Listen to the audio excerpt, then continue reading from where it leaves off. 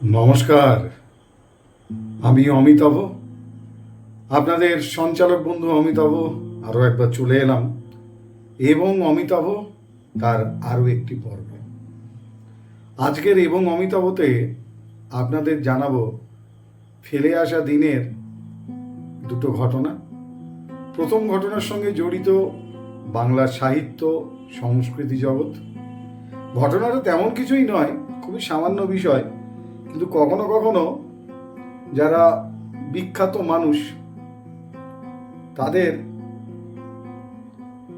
যে কোনো অনুষ্ঠানে নিমন্ত্রণ করাটা যে কতটা ভয়ঙ্কর হতে পারে, তারা যদি কোনো বিষয়ে বিশেষ বুদ্ধিমত্তার সম্পন্ন হয়ে থাকেন, তার একটা ছোট্ট উদাহরণ হচ্ছে আজকের প্রথম গল্পটি না একটি ঘটনাটি হচ্ছে নারায়ণ সান্যাল তার বড় মেয়ের বিয়ে। ফেব্রুয়ারি মাস, বিয়েতে নিমন্ত্রিত অতিথি সব বিখ্যাত মানুষ, সাধারণ মানুষও যেমন আছেন, আত্মীয় স্বজন আছেন, এবং তার মধ্যে রয়েছেন তাবর তাবর বিখ্যাত মানুষ। এই অনুষ্ঠান বাড়ি যে সময় রীতিমতো সন্ধে পর অনুষ্ঠান শুরু হয়, কিন্তু বিশেষ কারণবশত একটু আগেই এসে পড়েছেন বিখ্যাত ভাষাচার্য সুনীতি কুমার চট্টোপাধ্যায়, মানে জাতীয় অধ্যাপক যাকে বলা হতো, সেই ভাষা তত্ত্ববিদ ভাষাচার্য সুনীতি কুমার চট্টোপাধ্যায়। একটা অনুষ্ঠানে তাকে যেতে হবে, তাই একটু আগে এসে গেছেন। নারায়ণ সান্যাল দেখলেন যে এখনো তো সব খাবার দাবারের আয়োজন সম্পন্ন, কিন্তু এখনো কেউ বসেনি খেতে।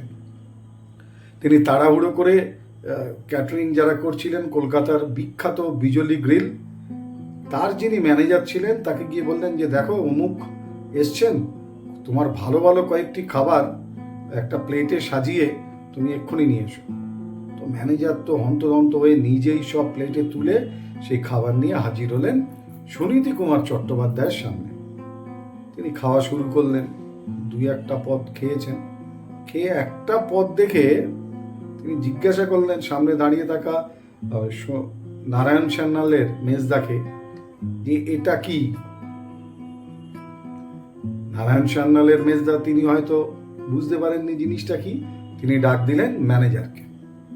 বিজলি গ্রিলের ম্যানেজার এলেন, তাকে জিজ্ঞেস করলেন সুনীতি কুমার চট্টোপাধ্যায় যে এই পদটি কি। তিনি বললেন স্যার, এটা ভেটকি মাছের একটা স্পেশাল আইটেম, আপনি খেয়ে দেখুন, দারুণ লাগবে, একে আমরা বলি ফিশ ওরলি। খাবার চিবোতে চিবোতে প্রশ্ন করলেন সুনীতি বাবু, ওরলি কোন দেশের খাবার?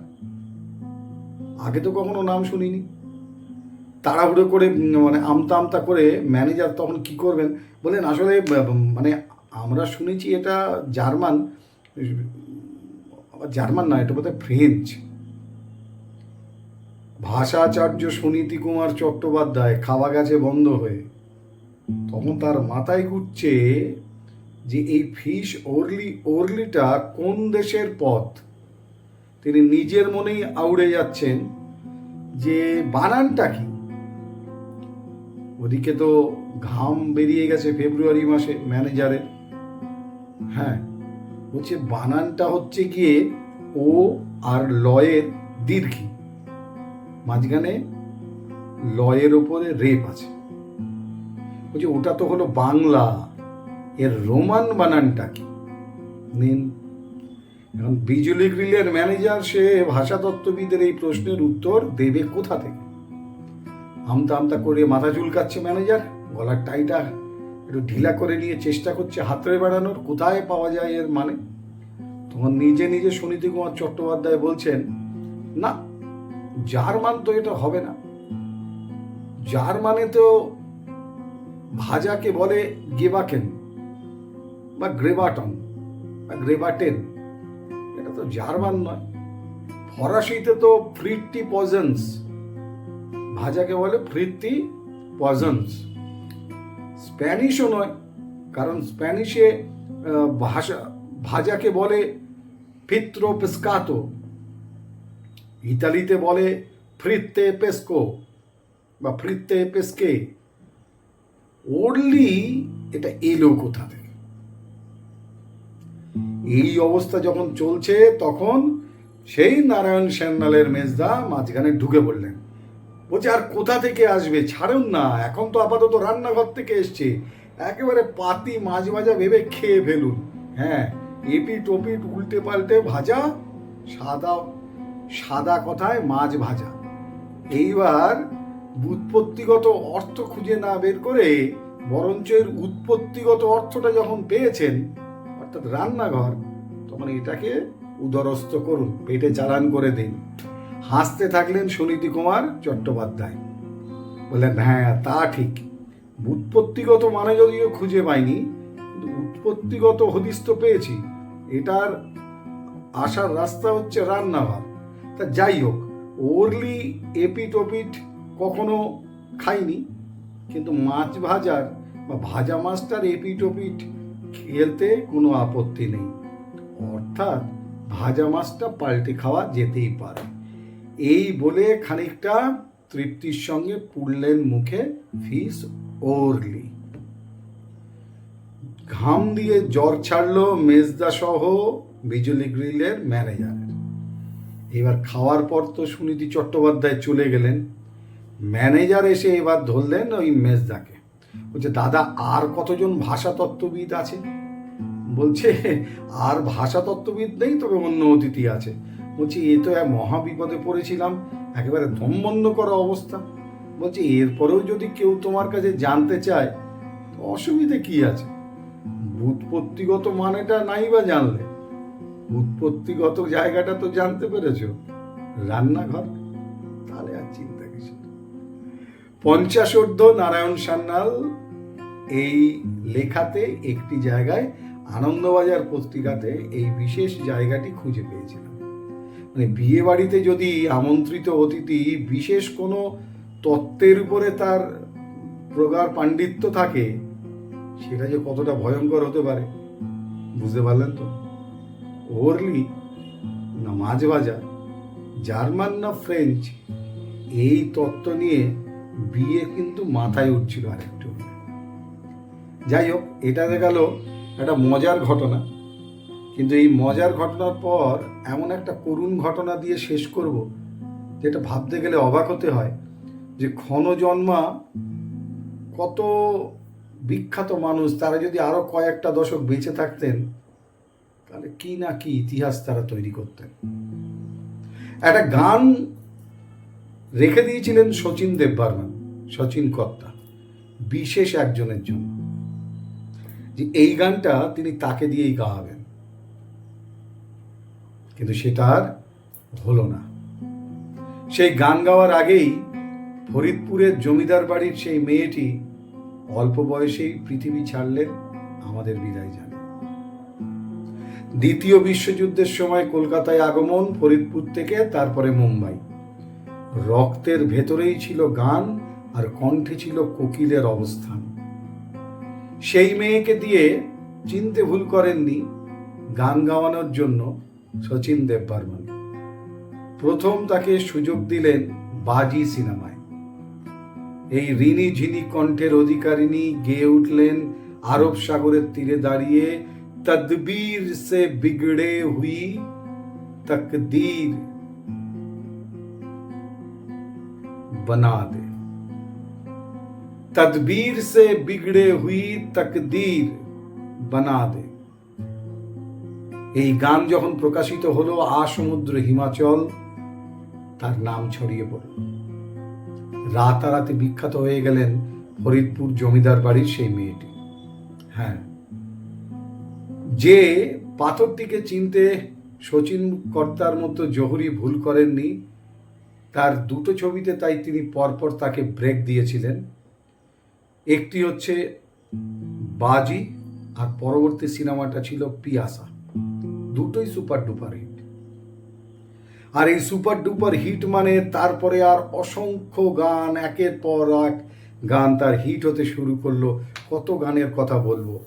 ইয়ে হে বম্বে মেরি জান, মেরা নাম চিন চিন চু, বাবুজি ধীরে চলনা, কিংবা হাম আপকি আঁখোं में। তারপরে ধরুন আয়ে দিল মুঝে বতা দে, এরকম অসংখ্য গান যখন একের পর এক হিট গান তিনি উপহার দিয়ে চলেছেন, সেই মুহূর্তে বম্বেতে উপস্থিত হলেন সুদর্শন নায়ক, পরিচালক, প্রযোজক, হ্যাঁ, যার আসল নাম বসন্ত কুমার শিবশঙ্কর পাদুকোন। মুম্বাই চলচ্চিত্রে তার অভিষেক, তার নাম, তার খ্যাতি হলো গুরু দত্ত নামে।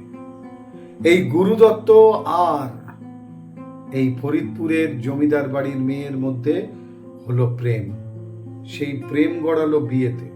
সুখী দাম্পত্য শুরু হওয়ার মধ্যেই দাম্পত্যে ঝড়ের মতো এসে উপস্থিত হলেন ওয়াহিদা রহমান। শ্যাম রাখি না কুল রাখি অবস্থা গুরু দত্তের।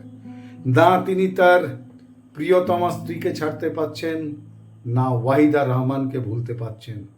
আকণ্ঠ মদ্যপান শুরু করলেন।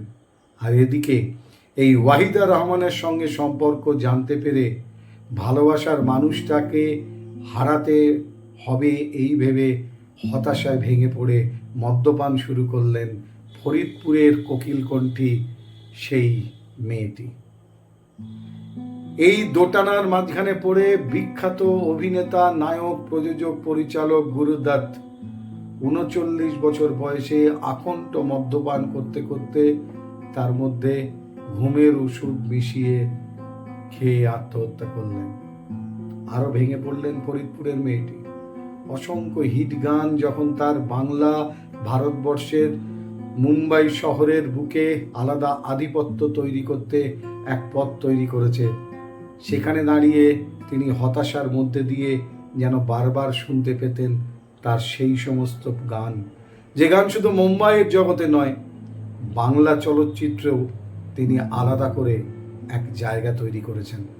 কিন্তু সেই জায়গার মধ্যেই যেন হতাশা, ব্যথা তাকে ঘিরে ধরল। যেন তার গাওয়া গানগুলো তিনি গাইতে শুরু করলেন এই হতাশায় মাখা সন্ধ্যাগুলোতে দাঁড়িয়ে। মনে পড়তে থাকলো এই সুন্দর স্বর্ণালী সন্ধ্যায় একই বন্ধনে জড়ালে গো বন্ধু, কনক কনক কনক কাকন বাজে, ঝনক ঝনক কাকন ঝনক বাজ। এরকম গানের পাশাপাশি নিশি রাত, বাঁকা চাঁদ আকাশে, এরকম নানান গান যখন তার স্মৃতিতে একটু একটু করে ঘিরে ধরছে, তিনি তত বেশি মদ্যপানের আসক্তি বাড়িয়ে চলেছেন হতাশা থেকে। যে কণ্ঠে একদিন ঝনক ঝনক কনক কাকন বাজে বেজে উঠত, শচীন কর্তা যে গানটি তার জন্য বেঁচে রেখে দিয়েছিলেন শুধু তাকে দিয়ে গাওয়াবেন বলে, সেই গানটি গাওয়ার আগে সেই ঝনক ঝনক কাকন গলার সুর থেকে সুর নয়, ঝলক ঝলক রক্ত বেরোতে শুরু করল। Cirrhosis of liver. ৪১ বছর বয়সে মারা গেলেন সেই ফরিদপুরের জমিদার বাড়ির মেয়েটি। সৃষ্টি করে গেলেন অসংখ্য বিখ্যাত গান, যে গান এখনো পর্যন্ত গাইতে গেলে অনেক শিল্পীকে ভাবতে হয়। হ্যাঁ, তিনি গীতা দত্ত। বাংলার ফরিদপুরের জমিদার বাড়ির মেয়ে, শাসন করেছিলেন বোম্বাইয়ের সঙ্গীত জগৎ, সেই সঙ্গে বাংলারও। শচীন কর্তা যে গানটি বেছে রেখেছিলেন এই গীতা দত্তকে দিয়ে গাওয়াবেন বলে, সেই গানটা আর গীতা দত্তের গাওয়া হয়নি। পরে সেটা শচীন কর্তা নিজেই গেয়েছিলেন। বাঁশি শুনে আর কাজ নাই, সে যে ডাকাতিয়া বাঁশি। কারণ ততদিনে শচীন কর্তার মন ভাঙার সঙ্গে সঙ্গে সেই বাঁশিটাও ভেঙে গেছে। চলচ্চিত্র জগতের এরকম খুব কম প্রতিভা আমাদের ইতিহাসে স্থান পেয়েছে। তার মধ্যে অবিস্মরণীয় অবশ্যই গীতা দত্ত, যে ঝনক জনক কণ্ঠ থেকে কোকিল কণ্ঠের আওয়াজে মুগ্ধতা তৈরি হতো বিশ্ববাসীর হৃদয়ে, তাদের শ্রবণ যন্ত্রের মধ্যে দিয়ে, শ্রবণ ইন্দ্রিয়ের মধ্যে দিয়ে। সেই ঝনক ঝনক কণ্ঠ থেকে যখন ঝলক ঝলক রক্ত উঠতে শুরু করলো, তখন পৃথিবী বলল, তোমার সময় উপস্থিত, এবার বিদায় নিতে হবে। আজ এতগুলো বছর পার হয়ে গেছে, কিন্তু সেই গানগুলোর আর কোনোভাবেই বিকল্প কোনো সঙ্গীত শিল্পীর কণ্ঠে আমরা এখনো ভাবতে পারি না। এখনো প্রত্যেকটা সন্ধ্যাতেই মনে হয় এই সুন্দর স্বর্ণালী সন্ধ্যা একে বন্ধনে জড়ালে গো বন্ধু। যেখানেই থাকুন ভালো থাকুন। শত সহস্র কোটি প্রণাম। বাংলার মেয়ে, বাংলার মাটি থেকে উঠে আসা প্রতিভা গীতা দত্ত। এবং অমিতাভ আজকের মতো এই পর্যন্ত। পরবর্তী পর্বে আবার দেখা হবে। ততক্ষণের জন্য বিদায় নিচ্ছি। ভালো থাকুন, সুস্থ থাকুন, সচেতন থাকুন, সাবধানে থাকুন এবং বাংলার সঙ্গে থাকুন, বাংলার সংস্কৃতির সঙ্গে থাকুন। শুভরাত্রি।